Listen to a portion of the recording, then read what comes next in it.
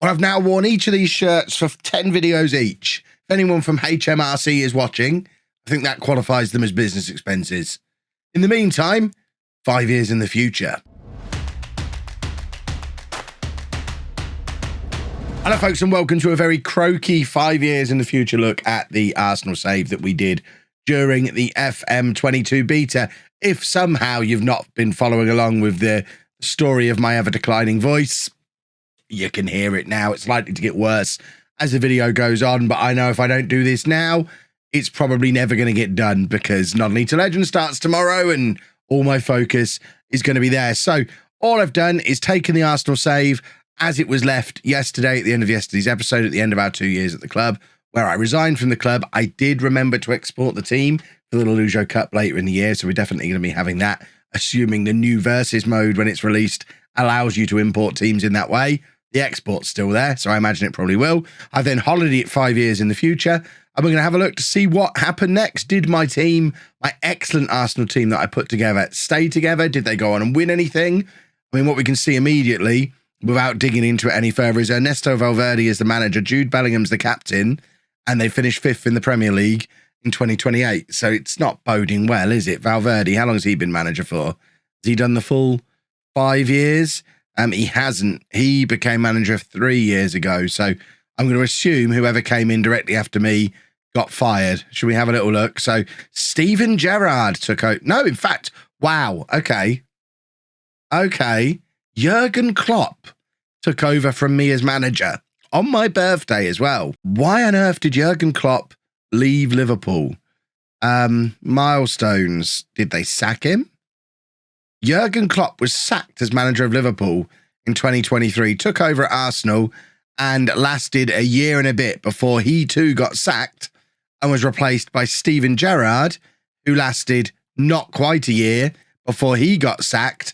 And then Valverde's been in for 2 and a bit years, hasn't yet been sacked, but also isn't in the Champions League. So I think we can already answer the question I was asking before. Everything's fallen apart. It's all gone wrong. I don't know why Jude Bellingham's still here, other than the fact that he is captain, and I guess still only 24 years old, 75 England caps now. Presumably he can go and play for a real club now because Arsenal look like they've been an absolute disaster. Let's have a little look at league finishes. So they were my league finishes. I thought a 4th and a 3rd. They've not been back in the Champions League since. 5th, 7th. Okay, 4th the year before, and then 5th this year.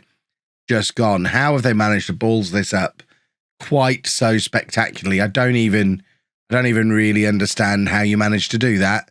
We'd set them up so nicely. Let's go back to my last year. So that was my last year. We finished 3rd. We were very much in the title race. The following year, remember, Jurgen Klopp as manager. I hear he's quite good at being a football manager. Apparently he isn't. Finished down in 5th place, 69 points compared to the 87 that I got the year before. We'll look to see what transfers they've done to mess it up this badly in a second. But Man City, Man United, Liverpool and Chelsea as the top 4, and Arsenal starting to fall down. Following year, 5th place finish again. There's a big 4 and we're not in it. And we were in it. I'd put us back in it 2 years in a row. That year finishing 7th is awful. And then back up to Champions League qualification. I think that was Valverde's first year, but then missing out on it this year. I'd sack him. Get him out of here. I mean, transfers. What have they done? How have they ballsed this up as badly as they have? So that was my last year. No further transfers were recorded for that season. So everything from here on is what's happened after me. So they've sold Ginter, Partey, who, I mean, I was looking to move him on.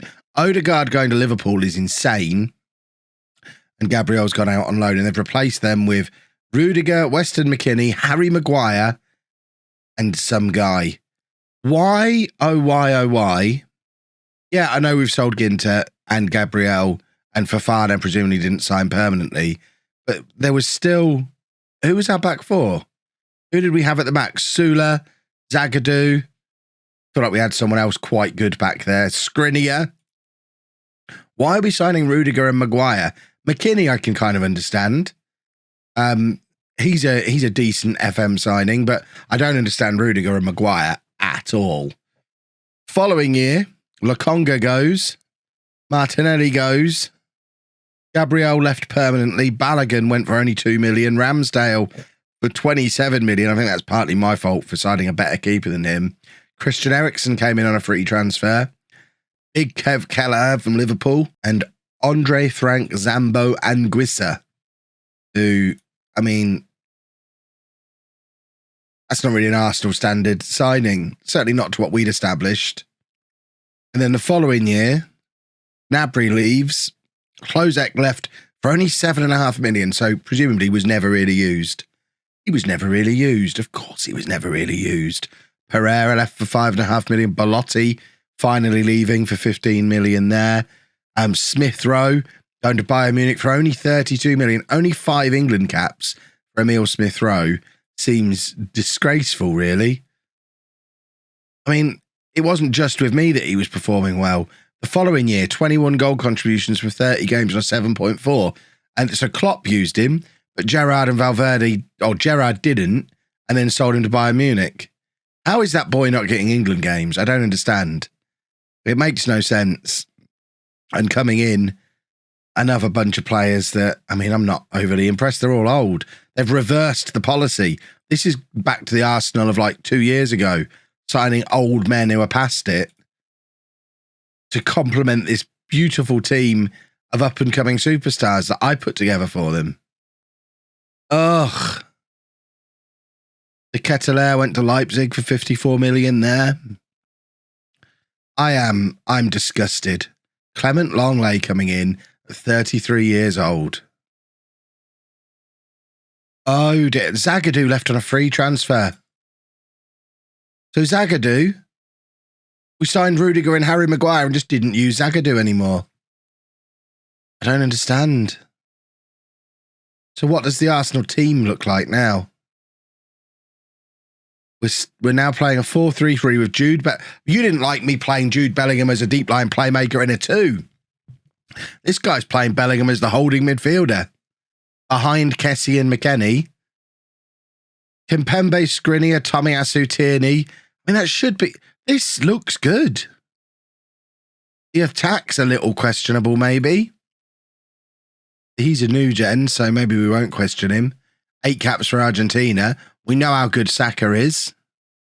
And he's become a proper club icon. Arturo Martinez still around, still banging in the goals as well. It looks like it should be a good team. 20-year-old goalkeeper. But I guess the Premier League's just quite hard to do. I'm mortified. Did they win anything else after I left? Is there a Champions League win? No. There was a Europa League runner-up in 2025. An FA Cup runner-up in 26 and 27. By and large, yuck. Just yuck. Let's have a quick look at the rest of this Premier League table. Newcastle look like they're finally starting to use that money. Oh, they finally got Unai Emery. Who'd have thought? And still spending an absolute pile of cash as well. Let's just have a look. I want to see the Premier League top transfers and like the Dream 11 and stuff. I know it's not really Arsenal relevant stuff anymore, but frankly, the whole situation at Arsenal's upset me a little bit. So that was the season after me. Big transfers were Odegaard leaving, Ansu Fati arriving in the Premier League, Manchester City to join up with, I think, Erling Haaland at Manchester City.